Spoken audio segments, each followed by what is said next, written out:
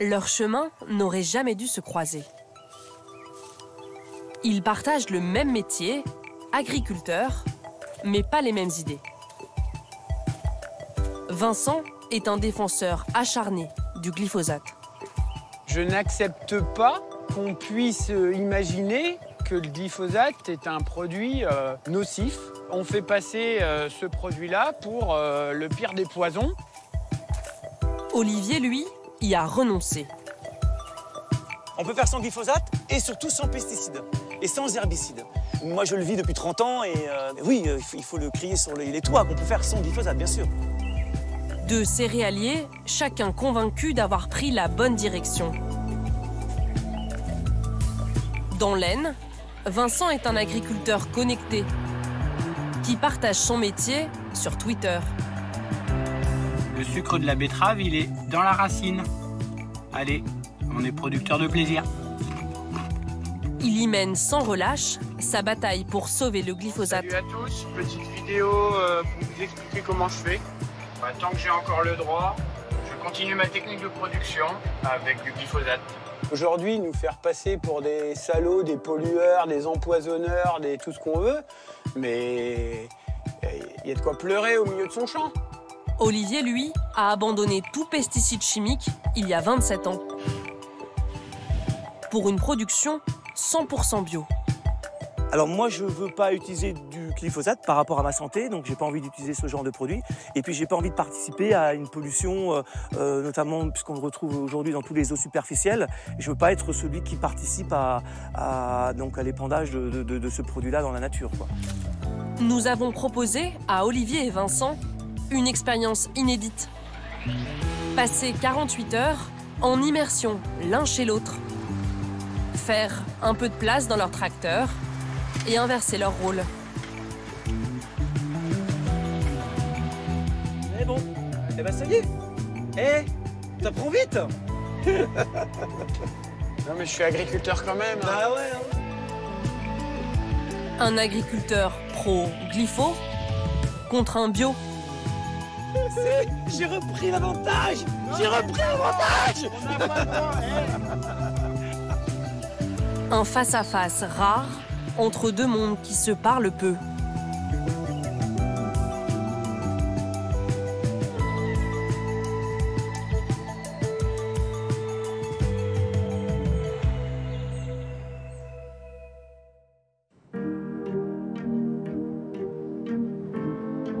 Cela fait des années qu'il n'a pas mis les pieds dans une exploitation conventionnelle. Ah ouais, c'est quand même des grandes plaines.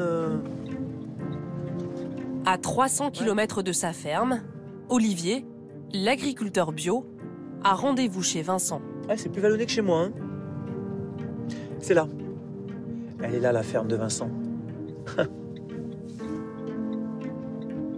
Une exploitation de 130 hectares, la même taille que la sienne.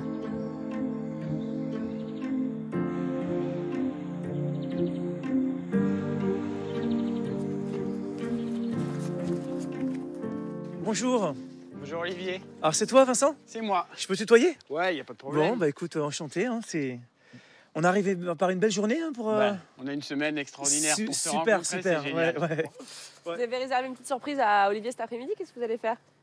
Donc cet après-midi, on va terminer les destructions chimiques de mes couverts végétaux. Donc on va aller faire la dernière parcelle de glyphosate. Ouais, d'accord. Et donc bah voilà, ça te rappelle. Enfin non, je sais pas si ça te rappellera des souvenirs. Mais... Je sais pas si tu as déjà des souvenirs lointains. Des souvenirs lointains. Longtemps. Il y a... J'ai commencé comme toi en 80. Je me suis installé en 90 moi. Ouais. Et en 90, j'ai pendé du glyphosate, c'est vrai. J'en ai pendu à peu près 2 ans quoi. Et après, à partir de 92, c'est terminé. Je sais plus ce que c'est. Je sais plus comment on fait. On va voir si tu te souviens comment on fait. Je t'invite à rentrer pour prendre un café. D'accord. Je commence au café très tôt le matin. Bon, et puis bon, je mets du sucre dedans. Normal. Hein. Tout ce qu'il faut, c'est l'excitant en fait. En tant que producteur. Il accueille Olivier avec un café, mais surtout une tasse Roundup, le nom commercial du glyphosate vendu par la firme Monsanto. J'ai vu la... C'est très surprenant que tu boives dans une tasse où il y a marqué Roundup, tu vois. Ah bah moi ça me... Et Et tous les matins, je commence comme ça, hein, je te rassure. C'est à 5 heures, entre 5 et 6, mon pro. De toute façon, celle-là, les enfants n'ont... Cette tasse-là, les enfants n'ont pas le droit d'y toucher. Celle-là, on la met plus au micro-ondes. Et puis, celle-là, c'est ma tasse, quoi. Alors, Pourquoi vous avez une tasse Roundup? Bah parce que je défends... parce que je défends l'utilisation, le droit d'utiliser du Roundup, ou plutôt du glyphosate, en France et sur mon exploitation. Bon. Après, le contenu de ma tasse, la caféine, est plus cancérigène que le Roundup. Le café, j'en bois 3 par jour, tous les jours. Du Roundup, j'en fais 1 fois par an, et ce sera avec vous cet après-midi. Quand vous entendez ça, vous... Ah, moi, ça m'irrite le poil. Je suis pas tranquille, quoi. Tu vois, parce que j'ai plus confiance, en fait. T'as l'air assez convaincu que finalement, que quand tu en épans, tu en consommes pas et ça n'a pas d'impact sur ta santé. Et moi, je pense exactement le contraire. Et c'est pour ça que je suis là. Et c'est pour ça que je suis pas du tout à l'aise. Ce qu'il faut, c'est aller vite. Donc tu remplis, tu vas dans le champ, tu vides. D'accord. Vincent assume une utilisation régulière de pesticides. Il emmène Olivier visiter le local où il les stocke, qu'il appelle sa pharmacie. Il n'y a que moi qui ai la clé. Ouais. Donc voilà, c'est normalement interdit au public. Donc on n'a pas le droit d'y rentrer. Donc tu as une chance extraordinaire de pouvoir rentrer dans mon local phyto. Donc, Olivier a perdu l'habitude de voir autant de pesticides réunis. Insecticides et plutôt insecticides, souvent les insecticides ils sont multicultures. Ici j'ai des désherbants, une partie betterave. Après, j'ai des désherbants pour le blé et les céréales d'automne. Pourquoi vous appelez ça une pharmacie? Pourquoi j'appelle ça une pharmacie? Parce que pour moi, à l'intérieur, j'y mets les produits de santé des cultures qui vont permettre de prendre soin et de soigner mes cultures quand elles seront agressées par l'environnement extérieur. Moi, je suis bien content de ne plus les utiliser. Tu vois, que je sois passé à autre chose. Combien vous dépensez en produits phytosanitaires par an? Entre 200 et 250 euros de l'hectare. Donc aujourd'hui, sur une ferme comme la tienne, 130 hectares, c'est un billet de 20 000 euros, 25 000 euros. Oui, c'est ça. Et tu vois, c'est ce qu'on parlait. 25 000 euros de pesticides par an.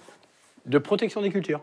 Je n'arrive pas à comprendre comment tu arrives à être dépendant comme ça et de dépenser cet argent-là, alors que cet argent-là, tu pourrais la dépenser pour faire autrement. Tu vois, c'est ça qui m'interroge, puisque les bio arrivent à le faire. Tu vois, c'est une béquille pour toi. C'est-à-dire que tu n'arrives pas encore à imaginer que c'est possible de faire autrement, en fait. Tu vois, mais on voudrait non, mais c'est possible parce que je le fais. Mais... Tu vois, je le fais. Donc ça, c'est le bidon de glyphosate, donc qui contient 360 grammes par litre de glyphosate. C'est l'un des produits que Vincent utilise le plus. Olivier s'en est affranchi il y a 27 ans. Il va découvrir les protections obligatoires qui encadrent désormais son utilisation.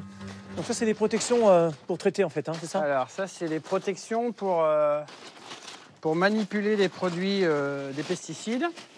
Hop. Comment on met ça? Passe tes mains. Tu te sens bien, là? Je me sens pas très à l'aise, mais bon, qu'est-ce que tu veux? C'est marrant de mettre des protections comme ça, enfin c'est marrant. Et donc à chaque traitement, tu mets ça à chaque fois en fait? Alors, il faudrait. Il faudrait, tu le fais pas à chaque fois? Ben, pas toujours. D'accord. Ça. Et ça sur la tête? Et ça comme ça, et donc, après... Du coup, on peut le mettre là comme ça, là. Ouais. Vous n'êtes pas inquiet pour votre santé, vous? Moi, non. Non. Il n'y a pas de souci. On se protège et on manipule des choses. Bon, bah voilà, on utilise des produits de défense des cultures ou des pesticides. Hein, et je pense qu'il y a bien plus d'autres dangers dans la nature que ceux qu'on utilise et surtout dans les conditions dans lesquelles on les utilise. Alors, qu'est-ce que tu te sens faire? Qu'est-ce que tu te sens pas faire? Je veux bien verser le glyphe. Un bidon. Donc, du coup, je vais mettre mon masque là. Pour pas que ça fasse glouglou. Attends, t'affole pas. Pour pas que ça fasse glouglou, faut verser comme ça. Oui, ça je sais, on fait ça pour les bouteilles de vin.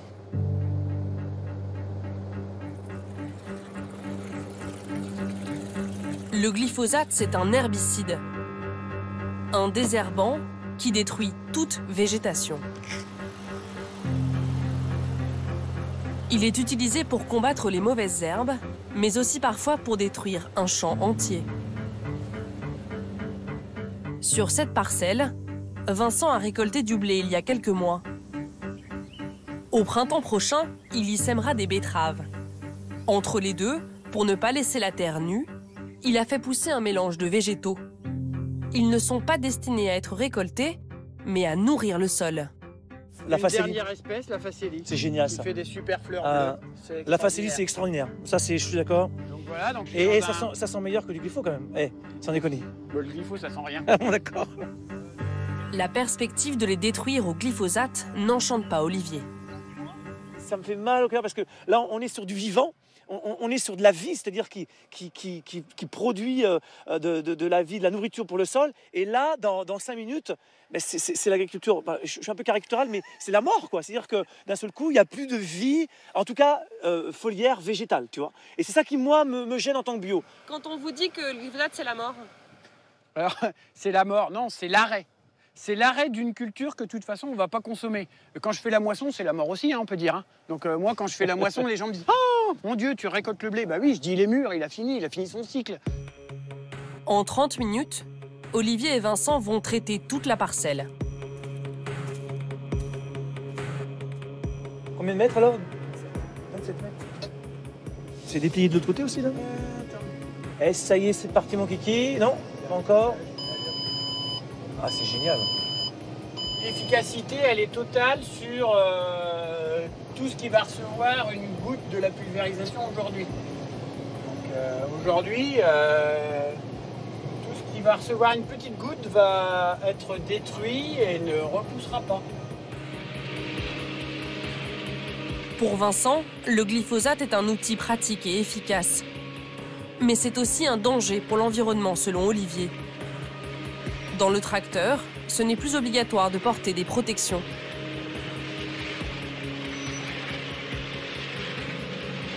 Mais est-ce que tu le sens, le glyphosate? Là, dans la cabine, non. Et voilà. Mais tu vois, ce qui est intéressant, c'est que moi, quand je suis dans mes champs, par contre, et que tu épands, enfin, quand les collègues épandent, là, je le sens, le produit, par contre. Tu vois, aujourd'hui, je suis moins protégé en étant bio dans mes parcelles que toi dans ton tracteur. T'en as conscience de ça? Ah ben, pour certaines applications, oui, c'est l'environnement extérieur, il est plus touché que l'environnement intérieur.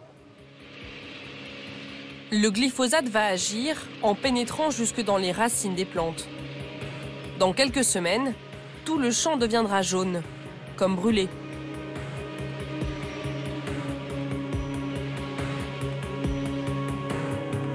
Vincent et Olivier ont vécu très différemment l'irruption dans l'actualité du glyphosate. Cet été, aux États-Unis, une décision judiciaire historique.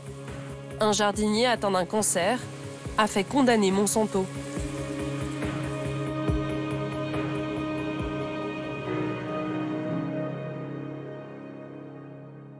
Dwayne Johnson est atteint d'un cancer incurable du système lymphatique. De 2012 à 2014, le jardinier des écoles avait largement pulvérisé du Roundup, le produit phare de Monsanto.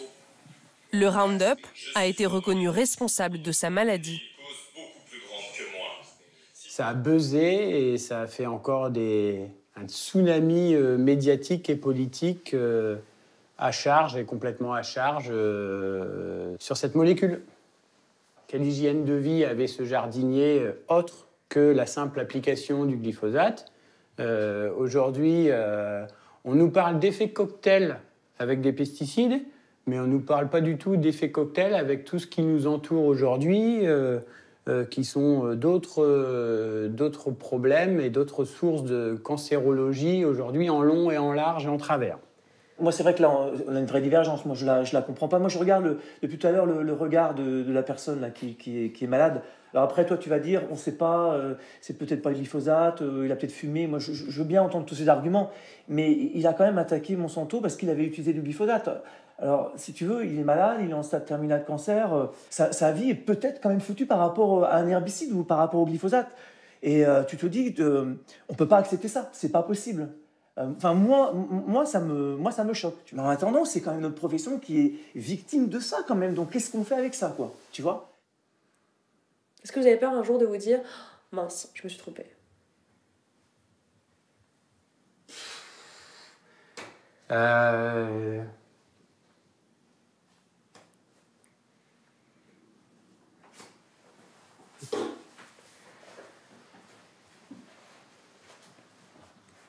pas. Hein. C'est vous qui me posez la question. Moi, je me la suis jamais posée. Moi, dans mon utilisation quotidienne et par rapport à mon mode de production, je me suis jamais posé la question de savoir si ce que je faisais était un problème autant pour moi que pour l'environnement, quoi. J'utilise des produits de santé, c'est tout. Mais bon, ça fait rigoler Olivier, voilà.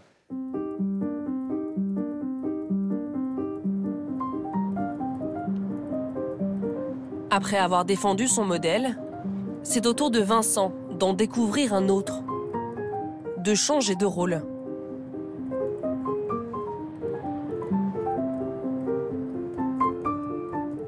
Il va se mettre dans la peau d'un producteur bio. Ouais, je pense que ça doit être là parce que c'est marqué ici bio, donc... Retrouver Olivier dans sa ferme dans le Loiret, à la découverte de l'agriculture qui refuse les produits chimiques. Bonjour, je viens voir Olivier. Il n'est pas traumatisé de son périple dans l'Aisne? Non, bon, donc ça va. Il m'a pas semblé traumatisé. D'accord. Faut que je m'habille ou pas? Olivier, bonjour. Salut Vincent. Comment vas-tu? Ça y est, t'as fait la route? Oui. Bon, bah super. Tiens, un petit présent. Waouh. Ah oui, de la vodka carrément. Et c'est fait avec France. mon blé. C'est vrai? Avec ton blé qui vient de ta ferme. De ma ferme. Super, super. En Bah, écoute. conventionnel. Ok. Donc à consommer avec modération. Oui, ça c'est sûr. Puis tu peux mettre un jus de fruits bio avec, il n'y a pas de problème. D'accord, ça fera un bon mélange. Très Voilà. bien. Pour l'accueillir, Olivier commence par cuisiner un repas 100% bio. C'est super bon l'échalote, mais ça pique. Waouh. Pour lui, produire sans chimie, c'est tout un état d'esprit. Et t'as toujours cuisiné comme ça? C'est ma mère qui m'a appris à cuisiner, ouais, toujours. Ouais. J'adore ça. C'est le plaisir de manger, le plaisir de faire... Allez, hop. T'as déjà épluché des patates quand même, rassure-moi. Ouais. Oh, c'est un petit oui ça, non? Oui. Oh, bah, je suis pas un spécialiste, hein. Je me regarde. Moi, rien que ça j'adore l'odeur. Ça sent... Pour moi, qui est produit dans le système bio, il n'y a pas de pesticides. Et derrière, ça a une alimentation de qualité saine. Enfin, pour moi, le message, il est clair. Il n'y a pas d'ambiguïté dans ma tête. Il ne faut pas non plus avoir un cliché en disant c'est parce qu'il y a eu des pesticides que l'alimentation est mauvaise et qu'elle n'est pas saine, quoi. Pour vous, c'est pas le cas. Ah, pas du tout. Non. Moi, aujourd'hui, je consomme... Il y a peut-être qu'aujourd'hui où je vais manger une alimentation bio. Je consomme pas du bio traditionnellement, mais je considère que tout ce que je consomme chez moi, c'est une alimentation saine et qui me fait pas du tout... J'ai pas du tout peur de consommer ce que je consomme chez moi. Vous m'avez dit quelque chose qui m'a marqué. Moi, je ne veux pas que mes enfants mangent bio à la cantine. T'as dit ça, Vincent? Non, pas toi. Mais si, parce que j'ai dit ça parce qu'on veut imposer le bio à la cantine. Ah, qu'est-ce qui te gêne? Moi, je ne veux pas qu'on impose rien. Pourquoi on imposerait une consommation d'une agriculture biologique aux consommateurs? Ça, je ne le comprends pas. Parce que c'est dénigrer l'agriculture autre que biologique, c'est-à-dire la mienne, celle qui utilise des produits phytosanitaires, des pesticides, et c'est dénigrer notre production. Attends, tu tournes dans le bon sens, là? Vas-y. Bah, dans le sens des aiguilles d'une montre. Ouais, c'est parce qu'il y a de la... Attends. La bonne purée. On en reparlera, mais c'est... L'exploitation d'Olivier, c'est une histoire de famille. Il l'a hérité de son père et il travaille aujourd'hui avec sa femme Laurence et son fils Florentin.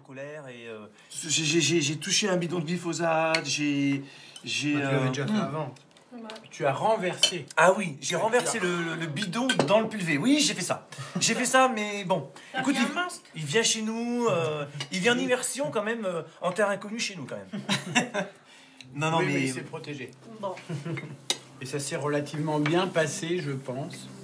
Non, mais... on verra. Il est encore entier aujourd'hui. Il n'a pas l'air d'être trop mal, donc... Travailler en famille, ce n'est pas qu'un plaisir pour Olivier. C'est aussi une nécessité. La taille des exploitations des deux agriculteurs est similaire, mais alors que Vincent travaille seul, ils sont 3 sur la ferme d'Olivier. La chimie a quand même cette force-là, c'est qu'elle remplace l'homme, quoi. En fait, comme elle est très efficace, il y a besoin de moins d'hommes sur le territoire, en fait. Voilà, on peut dire ça comme ça. Papa avait un salarié sur la ferme, je n'en ai plus, mais ce que moi je fais sur la ferme, je ne le ferai pas faire par un salarié. Parce qu'aujourd'hui, notre métier est tellement pointu et complexe, et plus ça va, plus il l'est, et plus c'est difficile de le faire, en fait. Pour lutter contre les mauvaises herbes, de la main-d'œuvre et des machines comme celle-ci. Donc ce sont des dents, tu vois. Donc ce qui fait que chaque petite herbe qui se trouve en face de la dent, eh bien, elle explose, quoi. Ça, c'est votre glyphosate à vous? On peut dire ça, ouais. C'est mon glyphosate à moi, oui. Ça me permet de désherber, tout à fait, ouais. Et Vincent, vous, votre crainte demain, en vous passant de glyphosate, c'est aussi de ne pas réussir à lutter contre les mauvaises herbes? C'est de ne pas réussir à atteindre mes objectifs de production, d'avoir des champs sales, d'avoir des cultures pénalisées. Ça, tu vois, par exemple, cette année, avec cette machine-là, j'ai fait un désherbage à haricots verts absolument exceptionnel, quoi. Ça a super bien marché. L'alternative ultime au glyphosate, c'est le labour. Lorsqu'il doit préparer un champ entier, comme celui sur lequel Vincent a épandu du glyphosate, Olivier utilise cette méthode millénaire.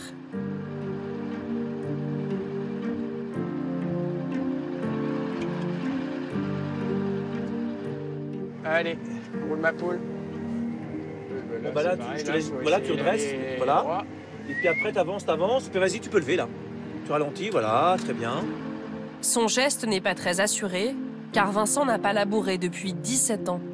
Voilà, t'as tout compris. Bah écoute, ça revient vite, hein. Bon, c'est le geste ancestral.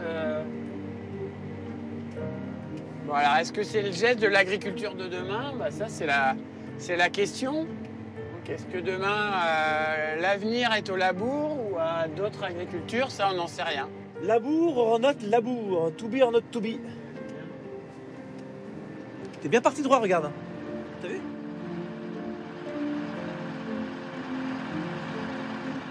Olivier m'a dit que la parcelle faisait 11 hectares. Donc, entre le temps de préparation et la pulvérisation, moi, j'en aurais pour 1 heure. Et je pense qu'à labourer comme on est en train de faire aujourd'hui, je pense qu'on en aurait pour une bonne journée. Ouais, une douzaine d'heures, une grosse journée de travail quand même. Hein. Mais 10 fois plus de temps, quoi, c'est ça, hein? Ouais, c'est ça. 10 fois plus de temps, ouais. Bon, là, je m'applique et je fais un effort pour bien faire pour Olivier. Mais moi, je pense qu'au bout d'une demi-heure, 3/4 d'heure, j'en aurais marre. Hein. T'as le beau labour que ça fait? Non, mais je sais pas, ça me plaît, moi, ça me...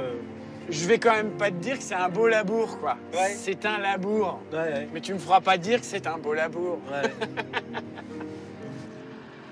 Vincent espère ne pas être contraint, demain, à devoir de nouveau labourer ses champs.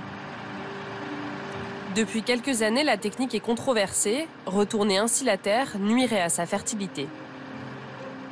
En découvrant cette ferme bio, Vincent est étonné par sa technicité et sa productivité.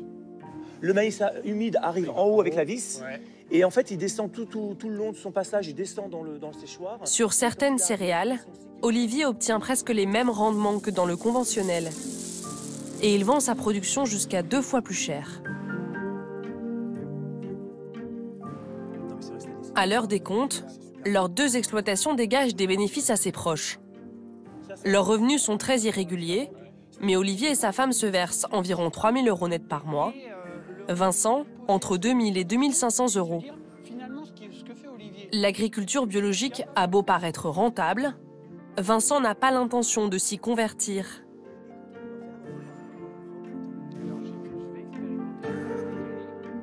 C'est pas une petite révolution, c'est une révolution totale. Mais d'accord, c'est pas... Il y a pas... Pourquoi totale? Bah parce que il faut tout remettre à plat, repartir d'une feuille blanche, repartir de l'exploitation ce qu'elle est aujourd'hui et se dire on balaye toutes les productions, on annule tous les contrats, on balance tout le matériel et on repart tout de zéro. Et on se dit, bon bah voilà, plutôt que d'avoir un pulvé, j'investis dans un séchoir, dans un stockage, dans du stockage, parce qu'aujourd'hui, le stockage à la ferme, c'est quasiment indispensable en agriculture biologique, etc. etc. C'est le projet d'une vie, voire, et je dirais, devant Olivier, c'est un projet de plusieurs générations. Olivier a la conviction que la prochaine génération demandera plus de produits sans pesticides. Tous les vendredis soirs, il ouvre sa ferme à des producteurs locaux.